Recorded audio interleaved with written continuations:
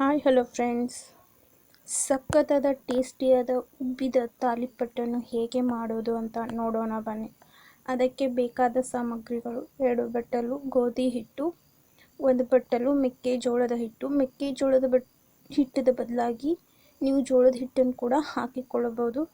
ಮೆಕ್ಕೆಜೋಳ ಹಾಕೋದ್ರಿಂದ ಇದು ಒಂಥರ ಟೇಸ್ಟ್ ಚೆನ್ನಾಗಿರುತ್ತೆ. ಅರ್ಧ ಬಟ್ಟಲು ಕಡಲೆ ಹಿಟ್ಟು, 1 tea spoon ajwain, 1 tea spoon ಜೀರಿಗೆ, 1 ಸ್ಪೂನ್ ಅರಿಶಿನ, 1 ಮಿಕ್ಸಿ ಜಾರಿಗೆ ಹಸಿರು ಮೆಣಸಿನ್ಕಾಯಿ, ಸ್ವಲ್ಪ ಉಪ್ಪು, ಜೀರಿಗೆ ಹಾಕಿಕೊಂಡು ರುಬ್ಬಿಕೊಂಡಿರೋ ಪೇಸ್ಟ್ ಹಾಕಿಕೊಳ್ಳುತ್ತಿದ್ದೇನೆ. 1 ಹಿಡಿಯಷ್ಟು ಕೊತ್ತಂಬರಿಯನ್ನು ಹಾಕಿಕೊಳ್ಳುತ್ತಿದ್ದೇನೆ. ರುಚಿಗೆ ತಕ್ಕಷ್ಟು ಉಪ್ಪನ್ನು ಕೂಡ ಹಾಕಿಕೊಳ್ಳಬಹುದು.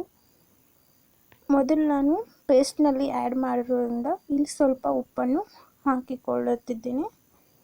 ಇದನ್ನು ಚೆನ್ನಾಗಿ ಮಿಕ್ಸ್ ಮಾಡಿಕೊಂಡ ನಂತರ ಸ್ವಲ್ಪ ನೀರನ್ನು ಹಾಕಿಕೊಂಡು ಚೆನ್ನಾಗಿ ನಾದಿಕೊಳ್ಳಬೇಕು.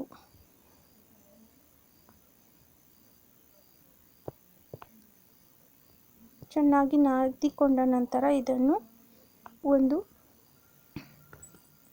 ಬೌಲ್ಗೆ ಟ್ರಾನ್ಸ್ಫರ್ ಮಾಡಿಕೊಳ್ಳುತ್ತಿದ್ದೇನೆ.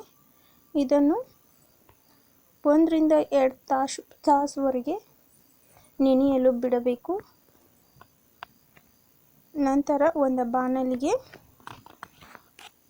ಎಣ್ಣೆಯನ್ನು ಹಾಕಿಕೊಳ್ಳುತ್ತಿದ್ದೇನೆ. ಎಣ್ಣೆ ಕಾಯುವವರೆಗೆ ತಾಲಿಪಟ್ಟನ್ನು ತಟ್ಟಿಕೊಳ್ಳುತ್ತಿದ್ದೇನೆ. ಸ್ವಲ್ಪ ಎಳ್ಳನ್ನು 2 ಸೈಡ್ ಹಚ್ಚಿಕೊಂಡು ಚೆನ್ನಾಗಿ ತಟ್ಟಿಕೊಳ್ಳುತ್ತಿದ್ದೇನೆ. ನೀವು ಬೇಕೆಂದರೆ ಎಳ್ಳನ್ನು ಕೂಡ ಹಿಟ್ಟು ನಾದುವಾಗ ಕೂಡ ಅದನ್ನು ಸೇರಿಸಿಕೊಳ್ಳಬಹುದು. ತಟ್ಟಿಕೊಂಡ ತಾಲಿಪಟ್ಟನ್ನು ಕಾದ ಎಣ್ಣೆಯಲ್ಲಿ ಹಾಕಿ ಕೆಂಪಾಗುವವರೆಗೆ 2 ಸೈಡಲ್ಲಿ ಚೆನ್ನಾಗಿ ಕರಿದುಕೊಳ್ಳಬೇಕು. ಎಷ್ಟು ಗಂಟೆವರೆಗೆ ಚೆನ್ನಾಗಿ ನೆನೆಯುತ್ತದೆ ಹಾಗೆ ಚೆನ್ನಾಗಿ ಉಬ್ಬಿರುವ ತಾಲಿಪಟ್ಟು ರೆಡಿಯಾಗುತ್ತದೆ.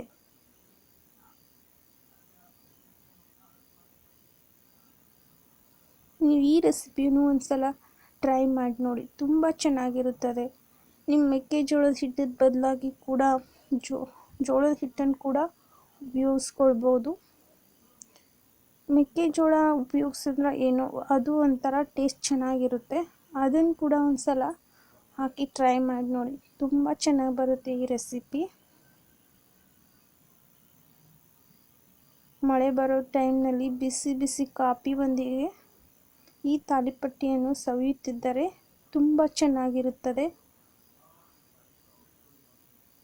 ಈಗ ಬಿಸಿ ಬಿಸಿ ತಾಲಿಪಟ್ಟು ರೆಡಿ.